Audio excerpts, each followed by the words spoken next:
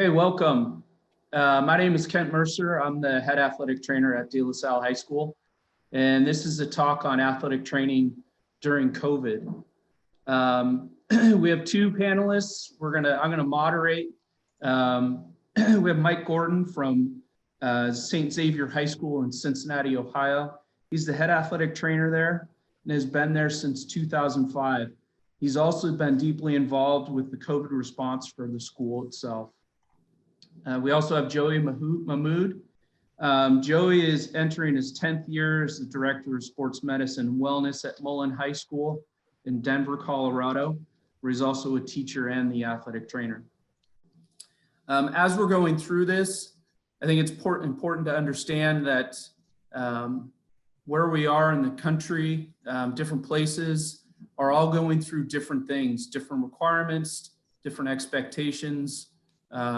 California, where I am, we're not even in sports or in a season.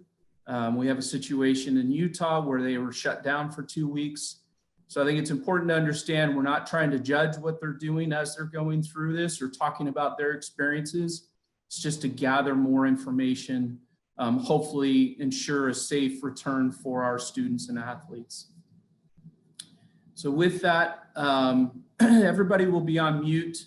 If you have a question that you want to pose, please put it in the chat and I'll monitor that as we're going through. And I'd like to get started. So Mike, I'll start with you. How do sports work in the midst of a pandemic? And I liked your initial response that you gave. The short answer is it's really challenging. It is incredibly challenging. I'll give you a couple examples here. So today, my day has been filled with I work at St. Xavier High School. I've been there for 15 years and I'm a teacher there as well and been really involved in our reopening plans. I thought we would be shut down immediately. I thought that the OHSAA, the Ohio people would shut us down and we'd be doing the same thing that California is doing. And then the governor has basically said, nope, we're going to keep moving forward. And so I was terrified to get started. I was terrified to be in doing, masking and everything else. I didn't know what to expect. And I found that my fears kept getting more and more relaxed as I was there longer, as I saw what was happening, as I saw the impact that we could make, and I saw the things that we were able to do. So I was pretty happy that, we weren't seeing spread inside of the school. We weren't seeing spread inside of athletics. I was doing some research where I cannot find a single case of spread from one team to another team of COVID-19. And so that's been a huge, eye-opening thing, which we thought we'd see spread all over the place. We thought we'd see spread in the schools. We thought we'd see spread in sports for sure. And that just has not been the case, which is a blessing. In part, that's, part because of masks, part because of social distancing, and part because of, the virus itself, when we're outdoors, has been a lot easier to manage than indoors. And so I'm certainly very anxious around winter sports, certainly. So today, for an example, so we're in the state semifinals in soccer. We're in the state finals in football this week. So a lot of you may not even have started yet, but we're rolling. It's been an incredible fall for our athletic teams. We're the first team in the state of Ohio to ever have 4 regional championships, all of our sports. So it's been a really crazy fall. I had to quarantine my captain on my soccer team because his sister just tested positive. I've had to have kids shut down for 2 weeks because somebody in their family tested positive. We're in the state semifinals on Wednesday. We're in the state finals on Saturday if we win. And I had to tell a senior captain that he can't play, that he can't be at school. He can't even go to the game. He can't be there. I mean, that's heartbreaking. So I just want you all to know this is not like any other year. And if any coaches or any athletic trainers or any strength coaches or administrators believe that, it is, I wear 2 masks every day. I wear an N95 mask and another mask over top of that. I wear eye protection every day. My wife is immunocompromised. I cannot bring it home to my family. It is very significant. We had a rugby injury this Saturday or Sunday. I was not at the game. My assistant Ken was at the game. The kid tested on Saturday. It's had a rapid test, and I wanted to share this story. The kid tested on Saturday, got a negative test. He started having cold symptoms on Friday or Thursday. Tested on Saturday because he knew he was going to play on Sunday. Got a negative test. He winds up fracturing his femur. It was a crazy fracture. He goes to the hospital, has to have surgery. They COVID test him there, and he tests positive. So my staff was exposed to this young man and they were wearing N95, they were wearing glasses, they were protected, and they've gotten variants from our county saying they are an essential employee, but he is a close contact of an individual who tested positive because the kid tested negative on Saturday. He thought he could play on Sunday, and he fractured his femur. So this is not like any other season. This is not like any other year. There's a lot of things that go into making this work. Thanks, Mike. So Joey, your thoughts on getting things going in the midst of the pandemic?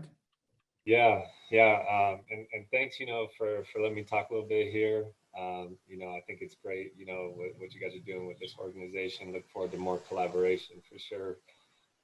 But, with what Michael was saying, it sounds like we're in similar boats, as athletic trainers. If you guys were in the talk last time, she really spoke about athletic trainers having this diverse skill set where, we plan for things, we make protocols like COVID coordinating, right? That's that term that's out there. Your athletic trainers are huge resources for that. But yeah, with Michael at Mullen, myself and Johnny, the other athletic trainer, we've been really involved in setting up plans and protocols, whether it's school, whether it's athletics, just in general, because we don't have a school nurse here. So I teach during the day too, but Johnny, he's a medical liaison is what the position is called. But he does basically what a school nurse would do, but in a different kind of role. So yeah, it's been challenging. Like Mike was saying, I didn't think Colorado was going to go either. But I was having trouble, and I think I'm guessing a lot of you are having the same kind of mental struggle where it's like, I don't know what side of the fence to land on, right? We know now from last spring the mental wellness impacts this could have on our student athletes, about not playing, about being stuck at home, not having an outlet, not being around. We know how bad that is. For some of our students, being at home is not a good place, right? Being at school is where they need to be, with their coaches, with their friends, with their student athletes. So it's tough, right? Because we want kids to be taken care of. We don't want that negative mental wellness aspect to fall on them, but at the same time, we want to keep them safe. And what was preached last spring, right, for student athletes, right? If you were anywhere between 25 to 16 or even younger, what was preached? It was preached that you're just fine. So a lot of kids were like, hey, I'm fine, I don't care, I'll still do this, still do that. But the thing is everybody's a part of a community, right? So whether you're 18, if you test positive with COVID-19, you'll probably be fine. But what if you continue to pass that along into the community, right? To elderly people or people immune compromised. So there's just a ton of factors that's tough. So Colorado, just to give you guys a brief, so gosh, I can't believe that we're in November, right?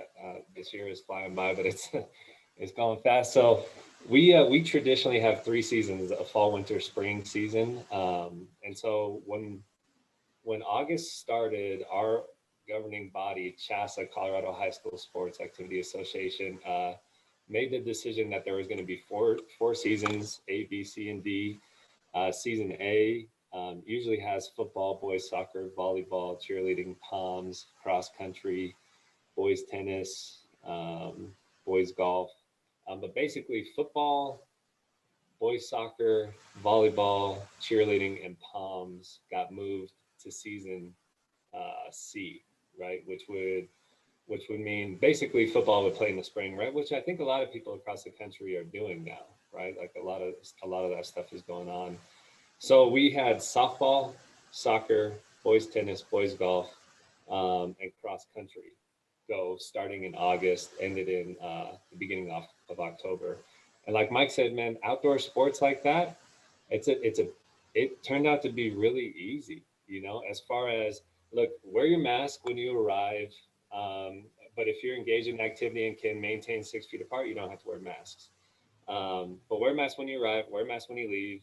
Make sure if you're feeling sick, So we implemented a Google survey where kids do a symptom tracker, right? And it's pretty easy. So kids got to do that, and then just do the things that you're supposed to do, right? Take care of each other, take care of what you're supposed to do, and you'll be fine. And that whole season went off easy. The only thing, like Mike said, so we had, all right, so as it got towards, we were in like a hybrid model for school, right? So a couple days in person, a couple days out.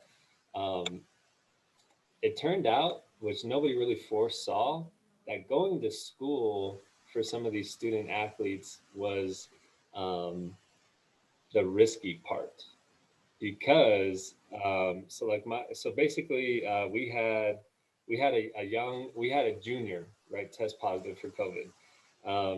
So Johnny or myself, for every positive case, and we've had about, I want to say, since the start of school in August, we've had about 25 students at Mullen test positive, which might be high, but they didn't get it here, right? Like Mike was saying, they got it somewhere else. Um, so anyway, so this junior's tested positive. So doing, contact tracing. The last time this person was on campus, you got to see what classes they were in, and then whoever was in those classes, they all have to quarantine. So we're starting to go into league for softball, and our first baseman was in one of those class, and our starting pitcher was in that class. So they had to quarantine for 2 weeks, so they couldn't play, right? So it's like, oh well, shoot. Parents are like, well, can my kids go to fully online school? And we have that option, but you have to choose it at the beginning of the trimester, right? So I guess that's something that people didn't realize, and that's what I was going to say. Maybe make sure before you start, make sure you have your policies and procedures laid out and given to your coaches well ahead of time. That way, coaches and parents know. One other thing I wanted to share, I got a bunch of stuff to share. As you can tell, I'm just talking. And if you guys have any questions, let me know. But our so I told you football was supposed to happen in the spring, right? Well, as soon as there started to be high school games on TV, just like a bunch of other states, like Colorado threw a fit. There was some nasty exchanges between the governor and our governing body, and then our high school coaches. Just, man, it was kind of 2020 has been rough, right? With the election, politics, everything else. Everybody's against each other. Like nobody's trying to support each other for some reason. Yeah. Everybody's against each other. Go ahead. What's up? So, Mike, I'll go back to you, and I'll ask both of you this. What kind of things have you guys put in place to help ensure the safety of students and athletes? So if you can just briefly go over some of the things that you've done. Yeah, so we have an assessment tool that we use that we worked with a company on to kind of develop. It's called Safe Return. But basically, it's like, yes, I'm planning on coming to school. No, I do not have a cough. I don't have any other symptoms. I've not been in close contact. Haven't been to a hot spot. I'm not experiencing any of these symptoms. And I'm not waiting on a test result. And I can put my temperature in and I submit. And then I get a green screen that basically says I am able to proceed into the school. And so this has been something that we've used for all of our community. And then I get an email at 10 a.m. every day that says, here are the kids that might have a yellow screen or a red screen. That's been super helpful for us to have some level of protection to say, okay, you're taking your temperature at home. We originally were going to say, okay, we're going to have people taking temperatures at the school. And then what we realized at the high school level, and I get that you may have to do that at the elementary school level, but at the high school level, all of our kids, that would cause a log jam trying to get into school. And so everything that we're trying to eliminate, which is, crowding, not wearing masks, being close together, we're doing all of that by saying, okay, stay here and wait for somebody to gun you and take your temperature. And so that was one thing that I'd pushed and said, we need to make them take their temperatures at home and do a system assessment at home. So, so that's one thing. And then they get a red screen and saying, hey, don't come into school. Now we've had kids that come into school with the red screen, and then they go to a quarantine room, and they go into, and they see our school nurse, and our school nurse says, okay, yes, you can come in, because they accidentally pressed something, or they said, yeah, I had a close contact. It was 2 weeks ago with my grandpa, and that, nope, that's not a close contact. We're, so kind of explaining and educating on that end. And then they're allowed to be in school. So we are not 6 feet at St. Xavier. We are masked. We are, everyone's looking straight forward. So the school day is one of those things that we were pretty hopeful that we could get through and not have any spread. And one of the things that I've done a lot of research on and talked to a lot of other people on, I have not talked to a single school, not one school, that has had spread inside of the school from one person to another. And that's the entire Jesuit network, the entire Catholic school system in St. Xavier. Now we're not testing asymptomatically, and we're not, but like if the quarantine thing where so someone that's 6 feet away from them, they have to quarantine for 14 days. We haven't had a single positive test of any of those. And so I just think there's some anxiety that I had originally, and that has all been proven over the last 12 weeks, 13 weeks that we've been doing this, that, that just doesn't happen. We've certainly had cases. All of our cases have come from outside as well. We've had cases from brothers bringing it, from college or sisters from college or whatever.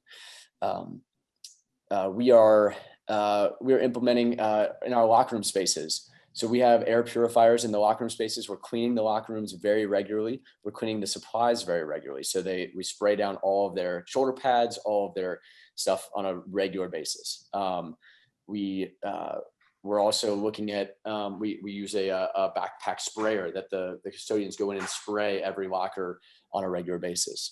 We don't spray in between footballs or basketballs in between uses. I think that's one of the things that I think people are freaking out about. And we're seeing that the evidence is just not there. I don't think that contact is as important as aerosolization.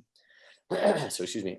So I think that, it's really the time they're spending in a locker room unmasked. And so we've spent a lot of money on air purification. We've spent a lot of money on masks themselves to make sure that kids can have a mask. So we gave every kid 2 masks at the beginning of the year, like very nice St. X branded cloth masks. And then we also are I'm literally handing out 100 regular masks every single football game. Just like, I don't care if you left it out. So we have them, on the field, we have buckets. So kind of not big buckets, but smaller things that they put their mask, they put their water bottle, they put their towel, and they put their inhaler or anything else they would need. They put in their own thing. So there's no common uses. We use cups, not bottles. So we have cup carriers that we built, that we use. So we do not use bottles to spray into people's mouths or anything like that. We don't have common use of anything. We built a water, a non-touch water thing that hooks up to our hose on the main field and on our track field. So we have touchless water systems there. We're not using water boys. We're not using something where they can touch and put their mouth on it and then do it that way. We're just going through a lot of cups and a lot of masks. And it was a challenge at first, right? Everything's going to be a challenge. Everything's hard. But if you sell them your student athletes on, hey, do you want a season or not? Do you want to do this or not? And if you tell me that I have to jump on 1 foot and I have to tap my head and scratch my belly to have a season, I think every single kid's going to do it. Wear your mask. It's not hard. Just wear a mask when you're not in play. So every kid has to be wearing a mask. Every coach has to be wearing a mask at all times if they're not playing. So that's at least kind of a shortened version of all the things that we've done. We've done a lot of things, but I want to share the things I think would be helpful for the group at large. Joey, how about you guys? Yes. Anything specific, anything different? A lot of the same stuff. Like Mike said, I think as soon as we get the coaches to buy in to that and they get the players to buy in, then that's all we need to do. I think everybody's doing the same stuff as far as symptom trackers, making sure that, it's all about assessing, they need to assess their health before they come to school. because, if you try to assess 800 kids or however many kids you have at school, you're going to get, jammed up, which we can't have.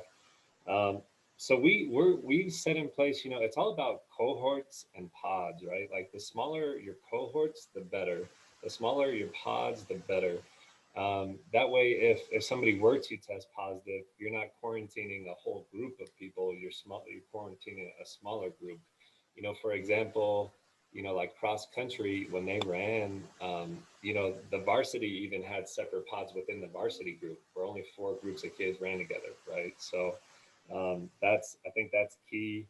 We do one-way hallways in our building where kids during passing periods or so on, they're not crossing each other's paths and, coughing.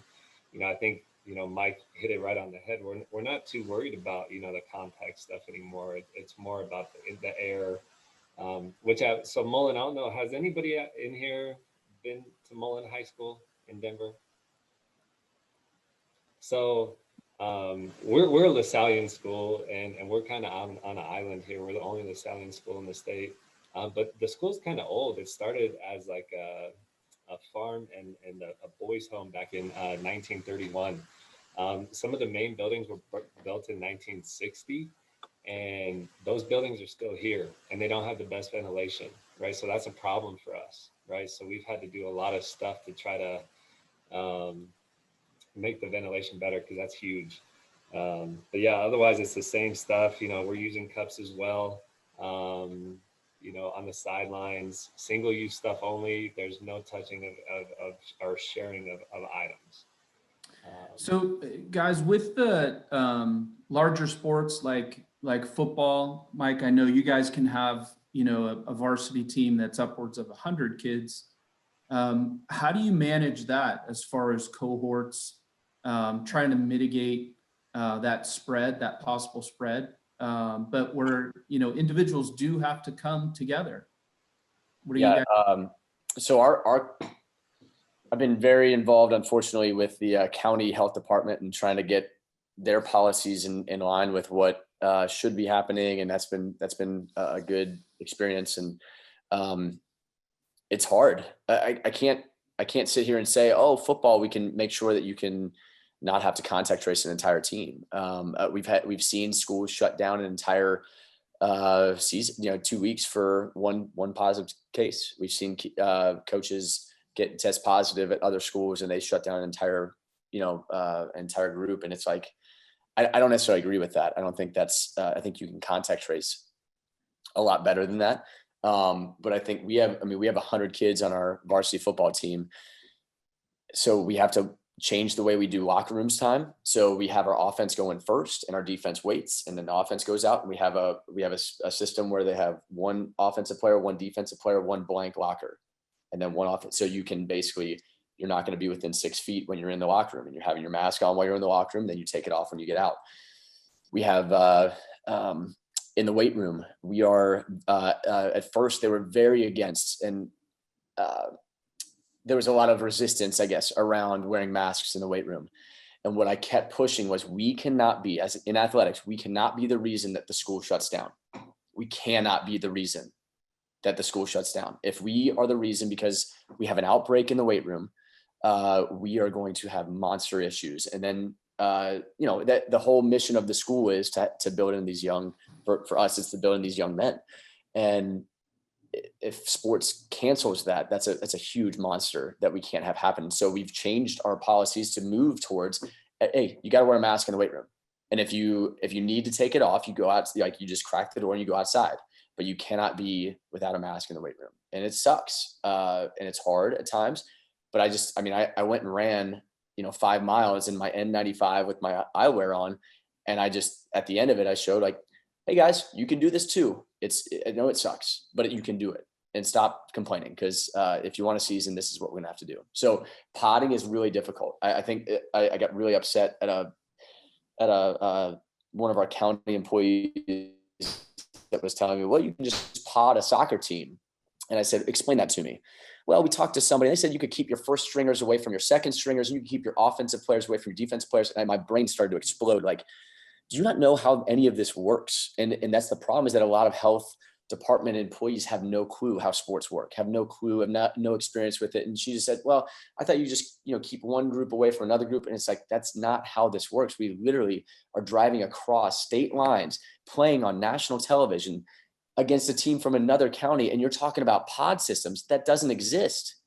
That just does not exist. And so yeah, I mean, we can fake it all we want, but there is, from a cross country standpoint, yes, we potted. From a soccer standpoint, once we were in season, there was no potting. Wrestling, we're laughing at the idea of potting. I mean, seriously, you're in one small condensed room, sweating, nasty, like it's the hottest room in the building. And you're going to say, okay, we can just keep, if one kid tests positive in this group of the lightweights, we can quarantine just the lightweights. No, man, that's not how this is going to work. Like, no chance that a wrestling group, unless you have like shower curtains in between the groups and they're not conversing, like I have no idea how wrestling is going to work. Just none, zero, none. And I'm super nervous that wrestling specifically at St. X is going to shut down our school. Yeah, I know that there's different sports offer different challenges. Can I ask you guys, Joey, I'll start with you. What are you doing for transportation? Getting to events, has that changed? Obviously, getting a large group like 100 kids to a football game is not going to be just, 2 buses, everybody pack in. So right. What kind of things have you done with that? So, that's it's initially there was no offered transportation, by the school. It was kind of like for softball and those other sports, it was, we're not taking a bus. You guys got to kind of, your parents got to drive you there because we got to stay separate, right? Because that's the rule, right? Within 6 feet for longer than 15 minutes, well, that's a bus ride, So, but with football, they've been able to use buses, just spread out further. But initially there was no transportation, was not provided by the school. Okay, Mike. Yep, and we've done. We have to buy 5 buses just to get us anywhere. And so we've done that. We separately drive as a sports medicine staff. So we're considered essential employees. So if one of us gets COVID or is in close contact, we just have to get variants from the county, and then we just take our temperature multiple times a day. We track our symptoms, and if we don't have any symptoms, we can continue to work. And so that's how we've kind of gotten around that. So it's been challenging, but we make it work. I think that's one of the biggest things. And so we started back in school about 3 weeks ago with our hybrid model, getting the kids to honestly assess how they're feeling and not discount simple things like maybe it's just allergies. I think getting them to honestly assess where they are has been one of the challenges. But you continue to reiterate the importance of that for the safety of not only themselves, but all those around is, I think, the key message to send to everyone. It's like concussions, right? Like a kid, kids want to play sports, right? They're not, if they know like some key words to tell you, and then they know they're going to be out, right? They might not say it, right? But it's based on the education. We just need to continually educate them, on the Sure.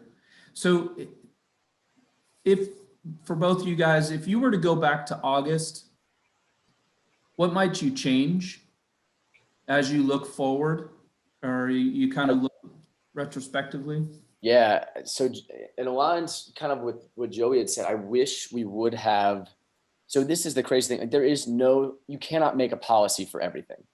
You just can't. Like there's no chance that I could have foreseen that 90% of my job has been spent, explaining contact tracing and quarantining and all of these things and specifics of this. Like I wish we would have had a more in-depth policy around specific things.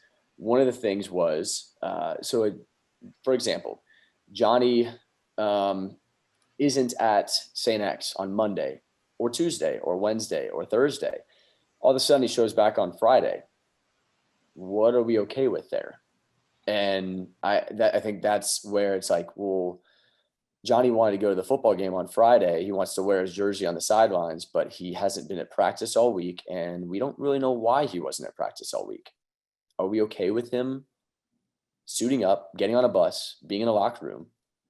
And to that end, we didn't have a policy on that. We didn't have a specific policy. And that came back to really bite me specifically, because I was very adamant that this kid should not go with us. And our head coach kept saying, what's our policy? I'm like, we don't have policy. So I wish that in some of this, we would have had some level of more policy in readiness. But to be very honest, if you have not gone through any of this yet, or if you're starting to go through this, you're going to learn, man, you're going to learn as you go. Could not have imagined 70% of the things that I've had to deal with this year. It just no chance that if you had told me in February, this is what I'd be dealing with. And so if I were to go back in August, knowing what I know now, is explaining the ramifications to the entire community about what happens when you test. I think that's a big piece to this, because people were like, oh, if we test and we don't get results in 3 days, we'll just come to school anyway. Nah, man, like, nope. You better wait until we know whether or not you're positive or negative. I wish we would have pushed that earlier, and we learned from our mistakes on that. I think that was a big one. Mike, do you guys test on campus? We do not test on campus. We have collaborations with some hospitals that we can go test with, but we do not make it mandatory to test in order to do XYZ. We make, if you are a close contact of an individual, you have to quarantine for 14 days +1. So you're allowed to come back on the 15th day. There is no way to test out of that. There's no way to test your way out of a close contact. And so we had an issue once we started getting in the postseason, where kids wanted to go remote and go online. And so we were first very resistant to it. And then I think our administration understood when we started explaining, hey, if we lose our starting, whatever, our best cross country runner because he was sitting next to somebody in class, and we could be doing what we're doing right now and be in Zoom, and he literally be sitting in the gym, but be taking his class. He's not going to get close contact traced. We've got to be okay with that, because if they would be on campus, they're there to learn, but they're maybe not in that room with them. But a teacher can literally set up a Zoom meeting, and we do that way, where we have kids at home, we can have kids in the room. It's a no-brainer to me that you give them the chance to do it and not get close contact traced, at least in the postseason. For us, we made that decision that in postseason that you can do it. Yeah. Joey, are you guys testing? So we had some conversations with some people that have lab, and we considered that, whether it was, faculty and staff testing every 2 weeks or randomly testing, but it just, we don't. We decided against that. Same policies as Mike has. So, it'd be great if we could test, everybody, every 2 weeks or whatever. But then again, you could test on a Friday, right, and be negative, but on Monday, test positive. With that incubation period. So I think there's a lot of challenges with that. We are testing at De La Salle. We offer it, I should say. It's not mandatory at this time. We're considering what we're going to do as we get into our sports seasons with rapid testing, things like that. And there are challenges with it. Basically, we look at it, we're trying to capture that asymptomatic individual, the one that's walking around and doesn't know that they're positive, not necessarily the ones that are symptomatic. So as we kind of, I want to open it up to anybody in the Zoom. If you have questions, if you want to unmute yourself, or if you want to put it in the chat, I can pose the question. And I did want to share one. Go ahead. Go ahead. I have a question, but go ahead, Michael. Oh, I just want to share one thing. So we had a student athlete who was a freshman football player who tested positive, got it from weightlifting, probably off campus, and brought it home to his parents, and both of his parents wound up in the ICU. And so, they were in bad shape for quite some time. And so I was terrified early on, especially, like, are we going to get shut down because we just killed somebody? And so this is that serious, that level of seriousness that we all need to be taking this and making sure that we're protecting the most vulnerable for sure. Yeah. Stephanie, go ahead. Yeah, I don't, and this might be a question for everybody, maybe Joy and Michael, because you're in different states, but we're in Southern California. And my question is, we haven't started our seasons yet. We're supposed to start volleyball and football and all that from like December to February. My question is, we have volleyball girls as like everybody else in our Southern section, and they all play club. And they're going to be doing a tournament in like couple tournaments in like January, February in other states. And I'm concerned about these girls coming back and with all these people, and now could affect our whole team. So I just want to know what other people are doing. Like I was telling our trainer, Kelly, who's on this, I think, and our coaches, that we're going to have to be really talk to our parents and the girls before our season starts and said, if you go out of state, and this is right before our playoffs actually, and if you come back, we're going to have to like quarantine you, because we can't have you on the courts or practicing with all the girls when you've just been with 5,000 girls. It's just crazy. And I know wearing a mask, I'm sure we're going to be wearing masks. I mean, I bought masks for all of our athletes to wear, and our girls are all wearing masks right now for conditioning outside. I think it offers a lot of challenges, and the schools shouldn't necessarily have to monitor what's going on out as they're on their own, or they're traveling around. But I think you do try to offer some due diligence and education that if you are going to do these things, you should act responsibly. And if you feel like you've been in a situation where you may have been compromised, then you do quarantine for the safety and well-being of those around you. I think it's unreasonable for a school to, be watching social media. Oh, you were in this spot. We saw you there, and try to go through and do those things. But Joey or Mike, have you guys? Yeah, so I've got two examples. One, we went to Indiana and played twice in Indiana, and it's like a different world over there. Like, we take it seriously in Ohio, and it's like a disaster in Indiana, where they're like, mask, no big deal. Social distancing, no big deal. And we're like, what planet are we on? Like, literally crossing state lines. What planet are we on here? So I think that's obviously, you're going to run into that where, Idaho is a disaster, or South Dakota or North Dakota is a disaster because of the leadership there or whatever. But then you go to Oregon and it's great, or whatever. I think that, every state's a little bit variance on how much they take it seriously and how much they're doing with that. The other example I guess I have is, we have a basketball scrimmage on Saturday, and we walk in, and the opposing team, nobody had masks on, not one kid, not one coach. And I literally stood on the half court, and I said, guys, we're done. If you guys don't get masks on, we're done. You guys can leave. We're like, this is how we're going to have a season. This is the first scrimmage. I get it. It's the first scrimmage. We're literally going to be done, and you guys can leave and leave our gym.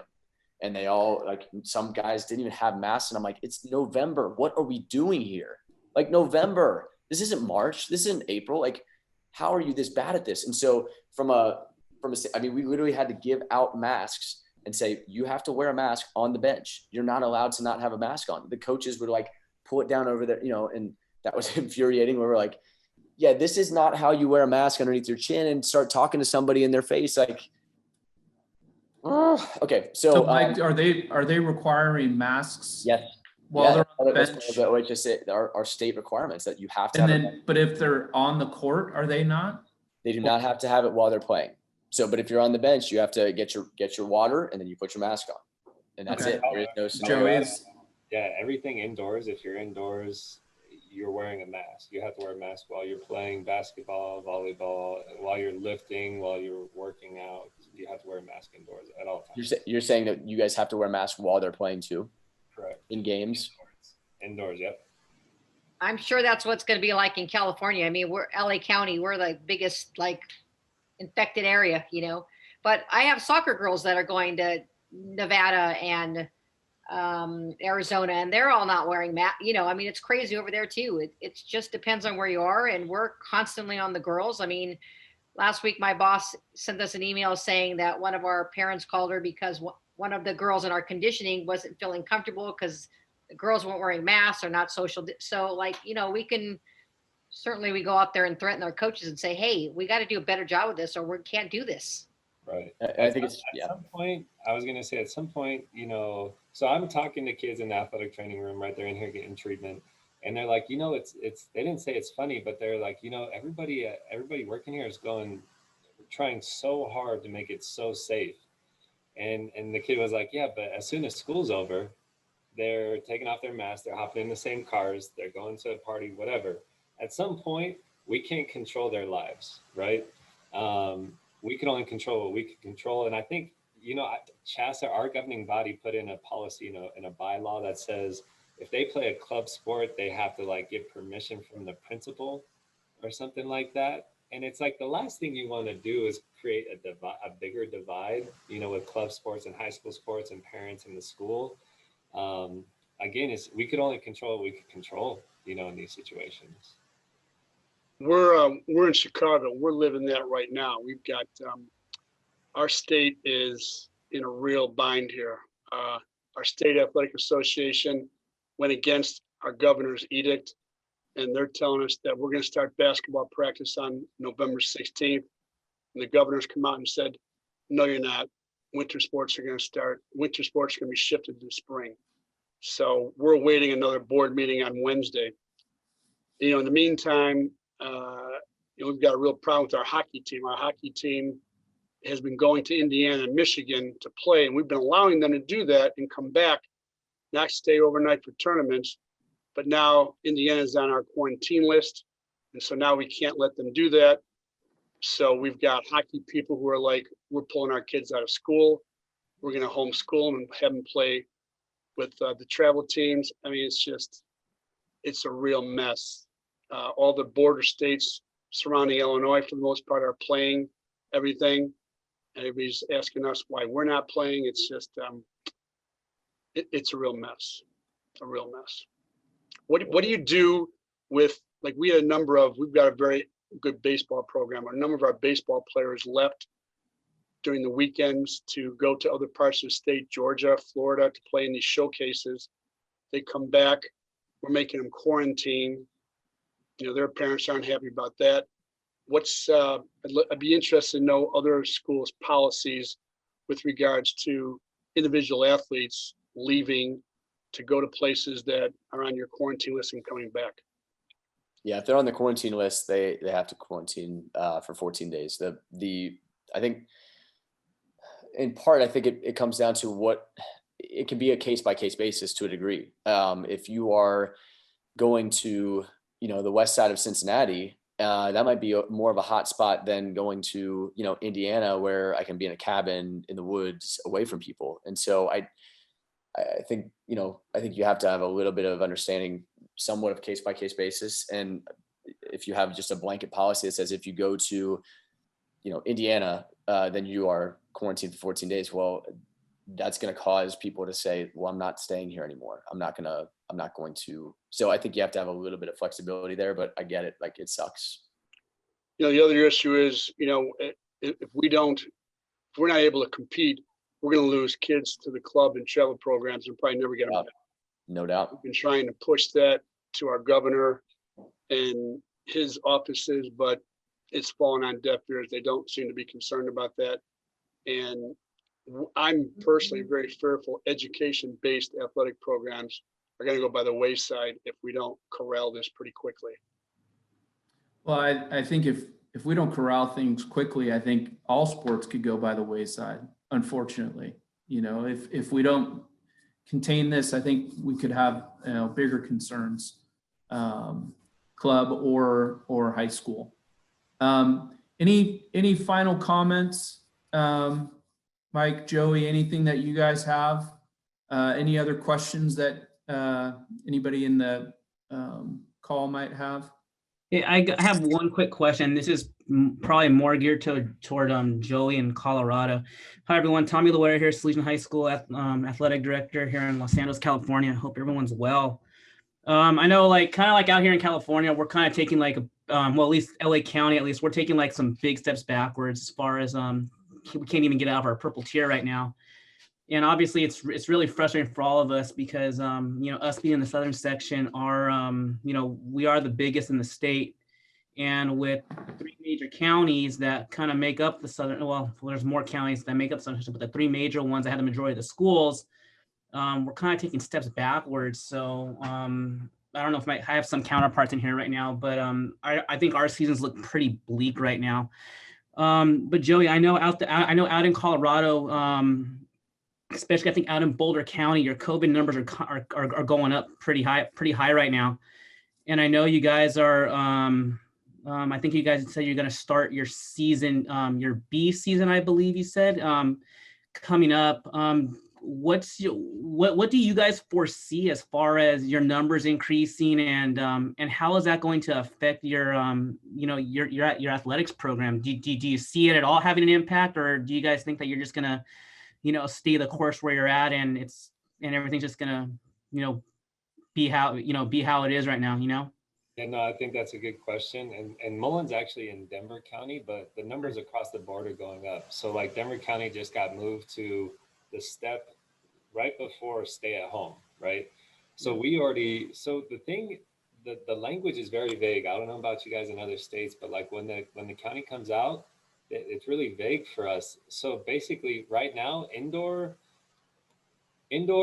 gatherings right now, it's supposed to be 10 people or less, right? Like non-organized activity, but they don't say like high school sports or stuff like that. So it's basically like they leave it in our court. But I'll be honest with you, man. I'm a little worried about our season B sports like basketball, boys basketball, girls basketball, ice hockey, wrestling, swimming.